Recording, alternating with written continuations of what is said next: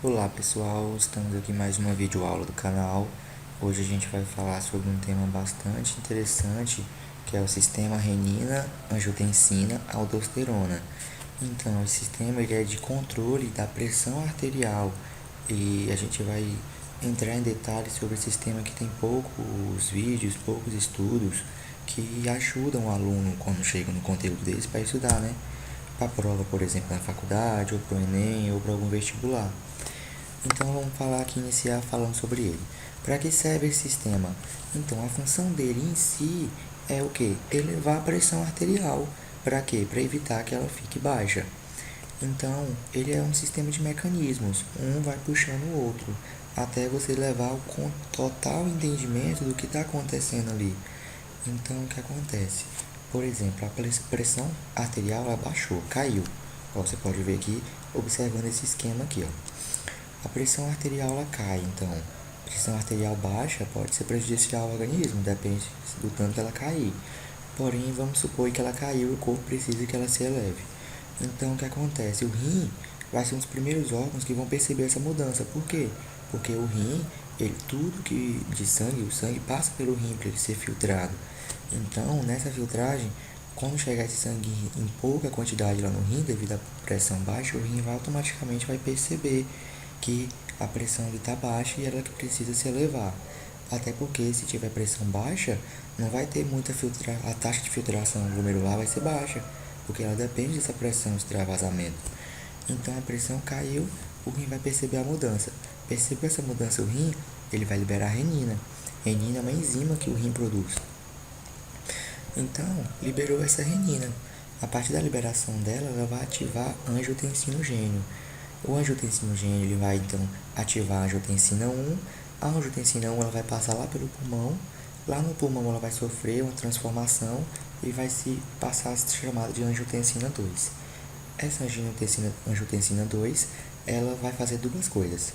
Primeira coisa que ela vai fazer é, como ela é uma substância bastante vasoconstritora. Então o que ela vai fazer? Ela vai pegar o vaso e vai diminuir o seu calibre, vai vasoconstringir ele. Ou seja, fazendo isso, ele vai aumentar a resistência periférica total ali daquele vaso. Então, se você, vamos supor o exemplo da mangueira que eu falei no vídeo anterior, se você aperta a mangueira, vai aumentar a pressão ali de água na mangueira. Do mesmo jeito no seu capilar, do seu sangue. Se você apertar, vai aumentar a pressão ali, entendeu?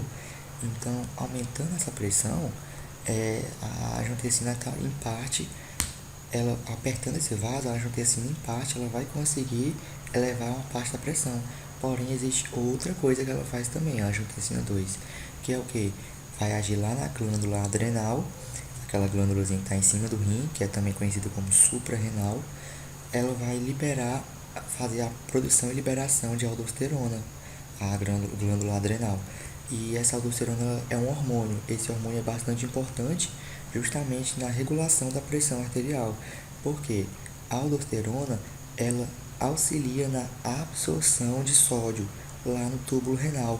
Lembra que a gente viu no vídeo passado que a gente falou lá da reabsorção tubular, secreção tubular? Então, a aldosterona ela age lá no túbulo, facilitando, auxiliando na absorção de sódio. Ou seja, então se você absorver sódio, vai aumentar a osmolaridade naquela região que puxou o sódio. Então, puxando o sódio, automaticamente você vai puxar a água também. Então, se você puxar a água por osmose, então o que vai acontecer? Vai aumentar o volume de sangue. Porque essa água que saiu, ela vai para onde? Lá para o capilar peritubular, que vai de volta para a corrente sanguínea. Se for muito sódio para o capilar, vai muita água para o capilar. Indo muita água, vai aumentar o volume de sangue. Aumentou o volume de sangue. E lembra que a primeira função dela foi vasoconstringir os vasos sanguíneos? Então, se está o vaso apertado, vaso constrito, e está entrando muita água ali, aumentando o volume, então a pressão aumenta ainda mais. Então a pressão arterial se elevou. Então é isso, pessoal. O sistema renina, angiotensina, aldosterona. Todo esse procedimento você tem que saber passo a passo que você vai mandar bem na sua prova que você for fazer. E isso é o meu estado, pessoal. Não tem jeito. Então aqui tem um esquemazinho, uma imagem que eu coloquei para explicar. No número 1, diminuiu a pressão arterial, o rim sentiu, liberou renina, renina ativou a angiotensina, liberou a angiotensina, que a angiotensina transformou da 1 para 2, a A2 vai agir lá na glândula suprarrenal, liberando aldosterona. A aldosterona vai fazer aquilo lá, a retenção de sódio, ou seja, reabsorção de sódio. E também automaticamente tem outro caminho aqui, ó, que é o que? O da vasoconstrição dos capilares e das arteríolas. Então vai fazer o que? Aumentar a pressão arterial. Então é isso, pessoal.